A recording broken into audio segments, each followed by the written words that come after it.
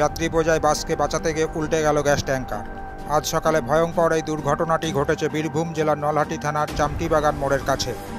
দুর্ঘটনায় গুরুতর আহত হয়েছেন গ্যাস ট্যাঙ্কারের চালক।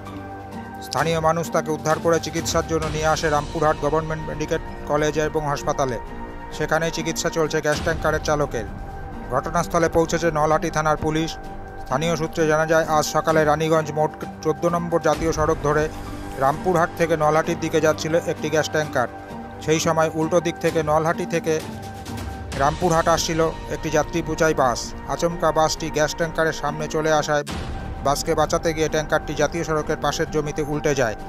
ক্রেন দিয়ে গ্যাস ট্যাঙ্কারটি উদ্ধার করার চেষ্টা করছে নলহাটি থানার পুলিশ।